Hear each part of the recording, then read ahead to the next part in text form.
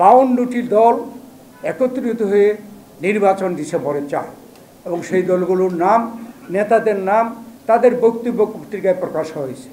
সরকার যারা চালাচ্ছেন আমাদের কাছে প্রাইভেটলি বলেন যে ডিসেম্বরে ইলেকশন হলেও তো বিএনপি 2/3 মেজরিটি পেয়ে সরকার গঠন করবে, আর জুন মাসে হলেও তো তাই করবে। তো আপনারা চাপাচাপি করেন কেন? আমরা কিছুদিন আগে প্রধান উপদেষ্টার আমন্ত্রণে আমরা গিয়েছিলাম এবং আমি সেখানে উপস্থিত ছিলাম। সিনিয়র হিসাবে আমার নেতৃত্বে আমাদের প্রতিনিধি দল গিয়েছিল। আমরা এই বিষয়ে আলাপ আলোচনা করেছি। আমরা কেন ডিসেম্বরের মধ্যে নির্বাচন চাই এ ব্যাপারে আমরা ব্যাখ্যা দিয়েছি।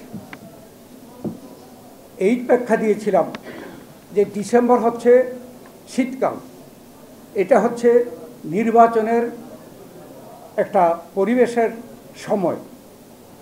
আপনারা যে বলছেন জুন মাসের মধ্যে ইলেকশন দিবেন, আমরা এক হলো যত বিলম্ব হবে আমরা মনে করি এদেশে যারা পতিত স্বৈরাচারী সরকার দেশে বিদেশে পালিয়ে আছে তারা নানা ষড়যন্ত্র করবে। আমরা কিছু কিছু ষড়যন্ত্রের নমুনা আমরা দেখছি। যত বিলম্ব হবে ষড়যন্ত্র হইতে পারে, সেটার থেকে রক্ষা করার জন্য আপনি যত শীঘ্র নির্বাচন দেওয়া প্রয়োজন। আপনারা যে বলছেন জুনে দেবেন, এর আগে কি হয় ডিসেম্বরের পরে? এর পরের বছরের জানুয়ারি মাস, এরপরে ফেব্রুয়ারি মাসে রোজা, এটা আমরা বলেছি। এই রোজাকে তো আমরা কোনো কেউ পিছিয়ে দিতে পারবো না, আপনারাও পারবেন না, আমরা রাজনৈতিক দলও পারবো না। এই রোজা এবং ঈদ নিয়ে 2 মাস চলে যায়, ফেব্রুয়ারি মার্চ, তারপরে আসবে এপ্রিল মে হচ্ছে দেশে পাবলিক পরীক্ষা, এসএসসি এবং এইচএসসি, এগুলোকে পিছানোর কোনো সুযোগ নেই।